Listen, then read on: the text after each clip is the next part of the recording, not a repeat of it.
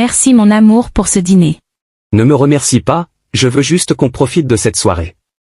Mais chérie, depuis quelques jours, j'ai l'impression que quelque chose te préoccupe. Tu as un souci? Bébé, c'est juste que je n'ai pas le moral. Regarde tout l'effort qu'on fournit pour avoir un enfant, mais malgré le fait que les docteurs ne trouvent rien d'anormal chez nous, je n'arrive toujours pas à tomber enceinte. Je me sens perdue.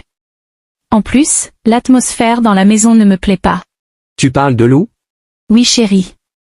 Quand je prépare, elle ne mange plus et à peine elle m'adresse la parole dans la maison.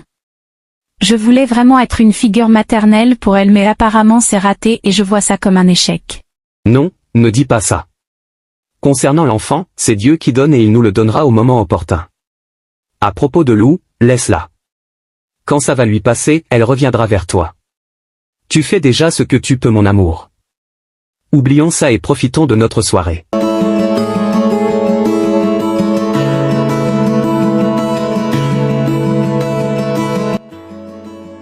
Grand-mère, je suis sûre que cette femme a envoûté mon oncle.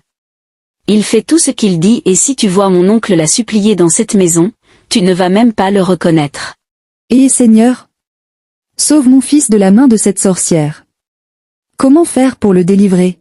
C'est quand mon oncle est là, qu'elle est gentille avec moi, mais quand il sort elle me fait vivre un enfer. Je vais informer tes autres oncles et ta tante. On doit régler ce problème. Mais, mon oncle ne doit pas savoir que je vous donne des informations. Vu qu'il est sous son emprise, il va s'énerver contre moi et ne voudra rien comprendre. Tu as raison.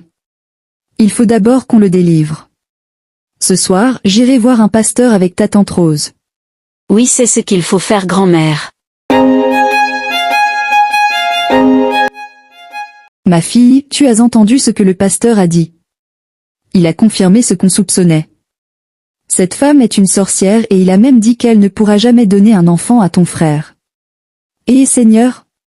Donc elle est juste avec lui pour profiter de lui et détruire notre famille. Maman, mon frère est en danger. Cette femme doit partir. Oui ma fille. Mais on doit agir sans que ton frère ne sache que c'est Lou qui nous informe de ce qui se passe. Pour le moment, il est sous l'emprise de cette femme et il risque de l'abandonner. Mais demain, j'irai voir cette femme. Je dirai à ma petite fille de me faire signe quand son oncle ira au boulot. Elle va m'entendre, cette sorcière. Je suis d'accord, maman. On doit tout faire pour la faire partir. On peut être diabolique à ce point, sans prendre à une orpheline.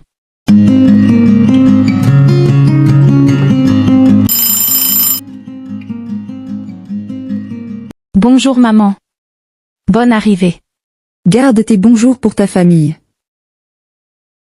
Asseyez-vous maman. Non, je ne veux pas m'asseoir. Je suis venue pour te dire que tout ce que tu fais dans cette maison, sache que Dieu te voit. Ta sorcellerie, on est au courant de ça. Plus de 5 ans de mariage, même pas un seul enfant et en plus de ça tu as un cœur noir. Méchante femme. Libère la vie de mon fils et libère-la vite. Mais maman.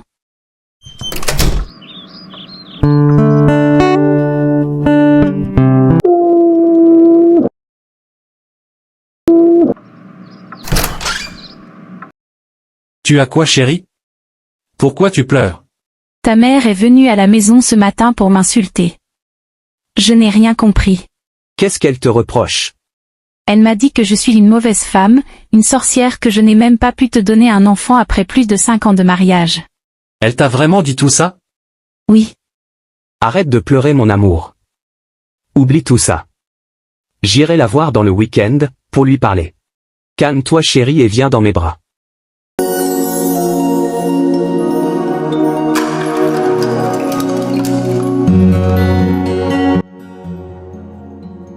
Ma belle-sœur chérie. Bonjour. Qui est ta belle-sœur chérie? Je suis venue te dire de libérer mon frère. Amène ta sorcellerie ailleurs. Laisse-le. Comme ça, il pourra choisir une bonne femme qui pourra lui donner des enfants. Mais c'est quoi votre problème avec moi? Et pourquoi vous me traitez de sorcière? Je vous ai fait quoi? C'est à moi tu poses ces questions? Mauvaise femme. Mais je ne comprends rien.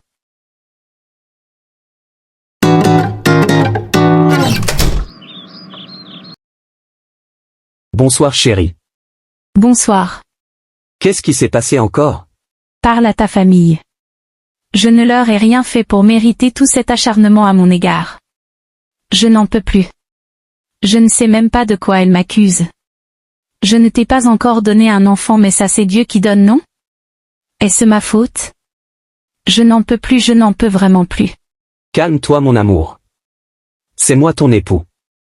Ignore tout le reste. Pour moi, tu es la meilleure.